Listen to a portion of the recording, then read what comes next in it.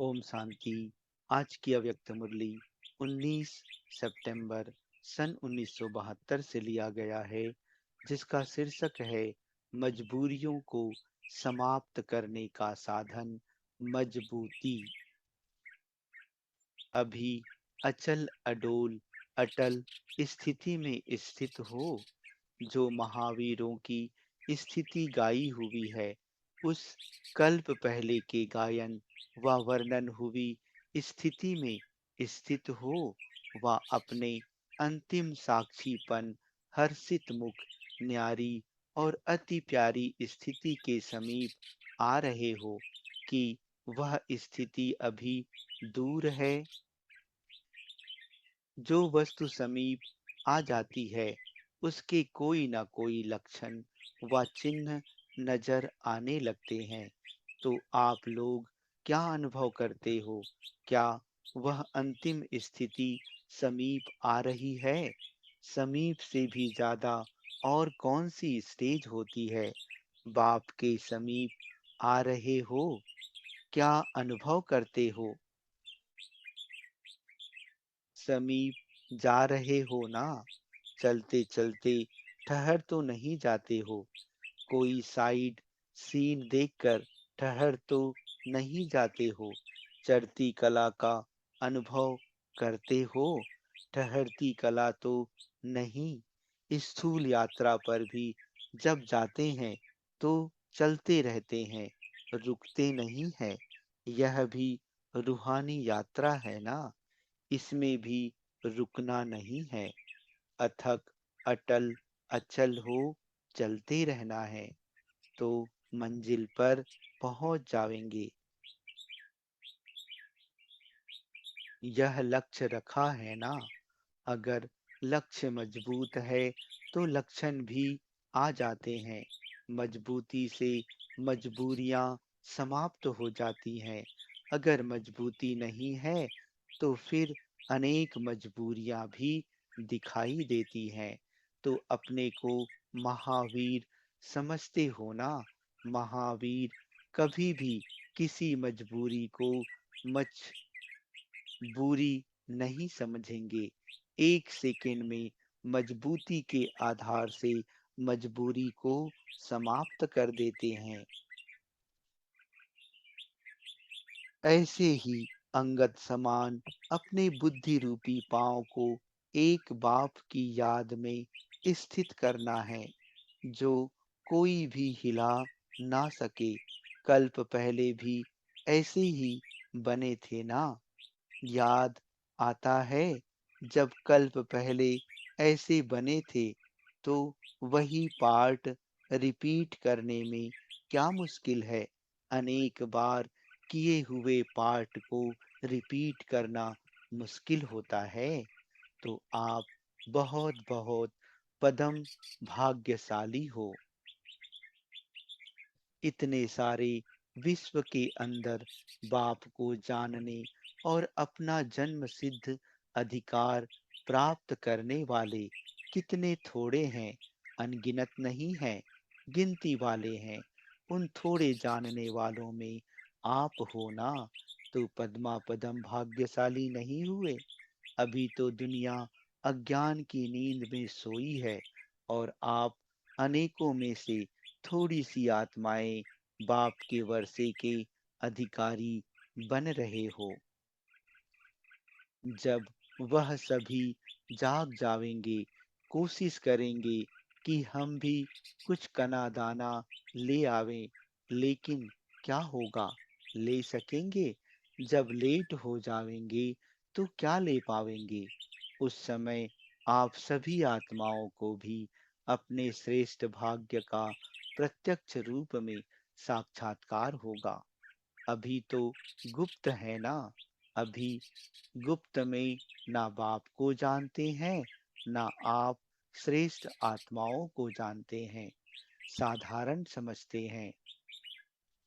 लेकिन वह समय दूर नहीं, जबकि जागेंगे, तड़पेंगे, रोएंगे, पश्चाताप करेंगे, लेकिन फिर भी पा ना सकेंगे। बताओ, उस समय आपको अपने ऊपर कितना नाज होगा कि हम तो पहले से ही पहचान कर अधिकारी बन गए हैं। ऐसी खुशी में रहना चाहिए। क्या मिला है, कौन मिला है और फिर क्या-क्या होने वाला है।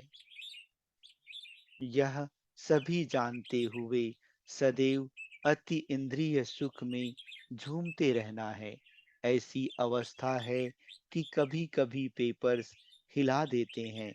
हिलते तो नहीं हो, घबराते तो नहीं हो कि एक दो से सुनकर घबराने की लहर आती है, फिर अपने को ठीक कर देते हो। रिजल्ट क्या समझते हो? मधुबन निवासियों की रिजल्ट क्या है? मधुबन निवासी लाइट हाउस हैं। लाइट हाउस ऊंचा होता है और रास्ता बताने वाला होता है। मधुबन के डायरेक्शन प्रमाण सभी चल रहे हैं तो लाइट हाउस हुआ ना। और ऊंच स्टेज भी हुई। जैसे बाप का कहते हो ऊंचा काम, वैसे ही मधुबन अर्थात ऊंचा धाम। तो नाम और काम भी ऊंचा होगा ना। नाम भी है मधुबन। मधुबन निवासियों की यह विशेषता है ना, मधुर मूर्त और बेहद के वैराग्य मूर्त।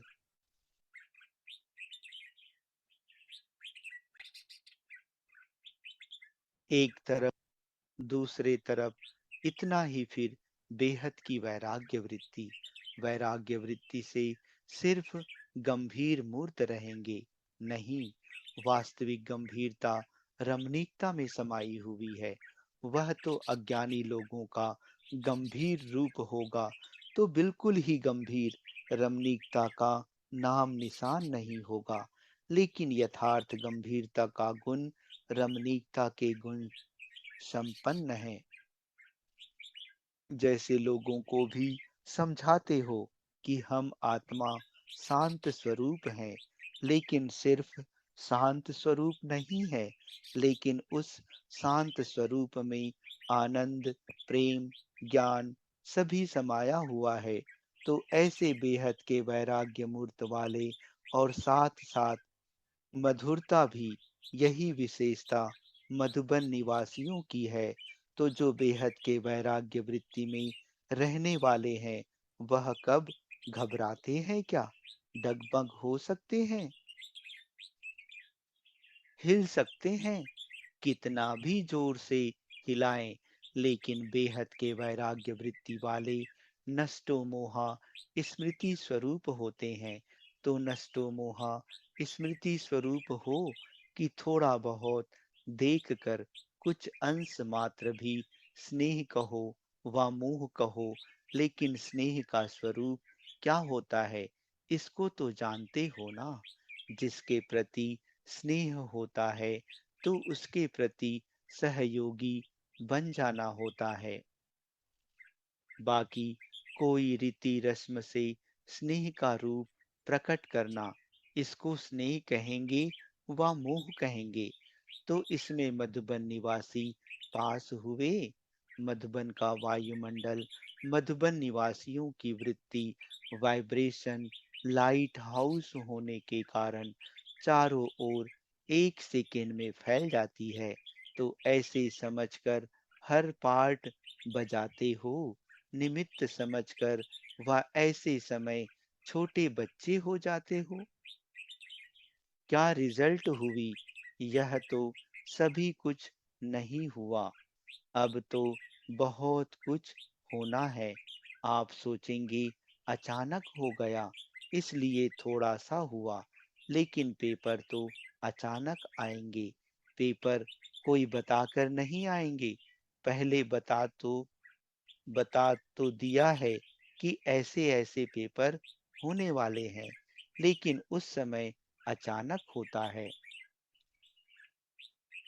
तो अचानक पेपर में अगर जरा संकल्प में भी हिलना हुआ तो अंगद मिसल हुए। अब वह लास्ट स्टेज नहीं आई है क्या?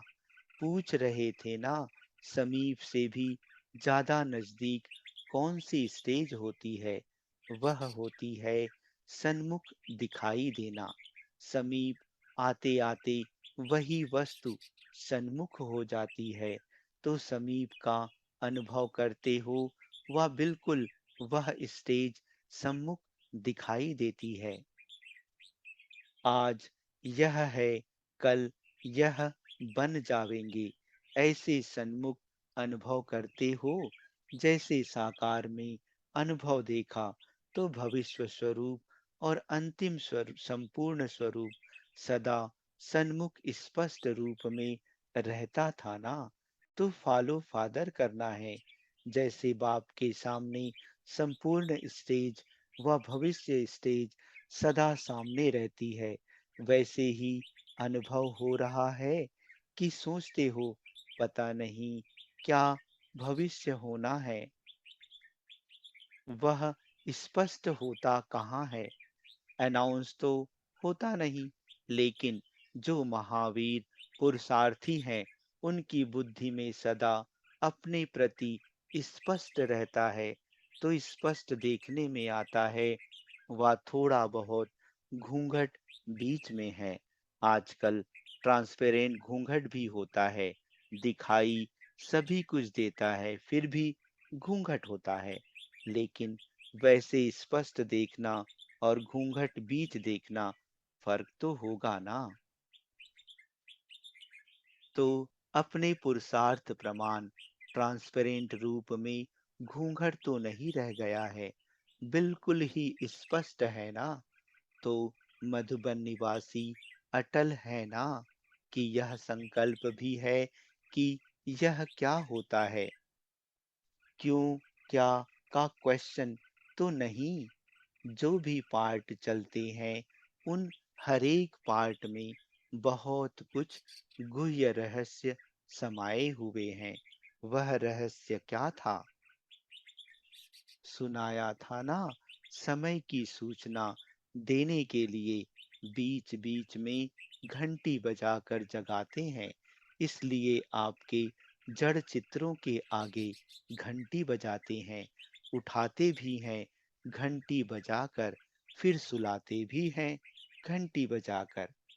यह भी समय की सूचना घंटियां बजती हैं, क्योंकि जैसे शास्त्रवादियों ने लंबा चौड़ा टाइम बताकर सभी को सुला दिया है, खूब अज्ञान नींद में सभी सो गए हैं, क्योंकि समझते हैं अभी बहुत समय पड़ा है। तो यहाँ फिर जो दैवी परिवार की आत्माएं हैं, उन्हों को चलते चलते माया कई प्रकार के रूप रंग रीति रस्म के द्वारा अलबेला बनाकर समय की पहचान से दूर पुरुषार्थ के ढीलेपन में सुला देती है। जब कोई अलबेला होता है तो आराम से रहता है, जिम्मेवारी होने से अटेंशन रहता है कि हमको टाइम पर उठना है, यह करना है। अगर कोई प्रोग्राम में नहीं तो अलबेला ही सो जाएगा, तो यह भी अलबेलापन आ जाता है। जब कोई अलबेले हो, ढीले पुरुषार्थ के नींद के नशे में मस्त हो जाते हैं, तो क्या करना पड़ता है? उनको हिलाना पड़ता है, हलचल करनी पड़ती है कि उठ जाएं। जैसी जैसी नींद होती है वैसा किया जाता है। बहुत गहरी नींद होती है तो उसको हिलाना पड़ता है, लेकिन कोई की हल्की नींद होती है तो थोड़ी हलचल करने से भी उठ जाता है। अभी हिलाया नहीं है, थोड़ी हलचल हुई है, दूसरी चीज को निमित्त रख उसको हिलाया जाता है, तो जागृति हो जाती है। यह भी ड्रामा में निमित्त बनी हुई जो सूचना स्वरूप मूर्तियां हैं, उन्हों को थोड़ा हिलाया, हलचल की, तो सभी जाग गए, क्योंकि हल्की नींद है ना। जागे तो जरूर, लेकिन जागने के साथ रड़ी तो नहीं की। ऐसे होता है कोई को अचानक जगाया जाता है तो वह घबरा जाता है, क्या हुआ? तो कोई यथार्थ रूप से जागते हैं, कोई कुछ घबराने के बाद होश में आते हैं। लेकिन यह होना ना चाहिए। जरा भी चेहरे पर रूपरेखा घबराने की ना आनी चाहिए। आवाज में भी चेंज ना हो। आवाज में भी अगर अंतर आ जाता है, व चेहरे में भी कुछ चेंज आ जाती है, तो इसको भी पास कहेंगे। यह तो कुछ नहीं हुआ। अभी बहुत कड़े पेपर तो आने वाले हैं। पेपर को बहुत समय हो जाता है तो पढ़ाई में अलबेलापन हो जाता है। फिर जब इम्तिहान के दिन नज़दीक होते हैं तो फिर अटेंशन देते हैं। तो यह अभी तो कुछ नहीं देखा। पहले के पेपर कुछ अलग हैं, लेकिन अभी तो ऐसे पेपर्स आने वाले हैं जो स्वप्न में, संकल्प में भी नहीं होगा। प्रैक्टिस ऐसी होनी चाहिए जैसे हद का ड्रामा साक्षी हो देखा जाता है। फिर चाहे दर्दनाक हो व हंसी का हो, दोनों पार्ट को साक्षी हो देखते हैं। अंतर नहीं होता है, क्योंकि ड्रामा समझते हैं। तो ऐसी एक रस अवस्था होनी चाहिए। चाहे रमणीक पार्ट हो, चाहे कोई स्नेही आत्मा का गंभीर पार्ट भी हो, तो भी साक्षी होकर देखो। साक्षी दृष्टा की अवस्था होनी चाहिए। घबराई हुई या युद्ध करती हुई अवस्था ना हो। कोई घबराते भी नहीं है, युद्ध में लग जाते हैं। जरूर कुछ कल्याण होगा, लेकिन साक्षी दृष्टा की स्टेज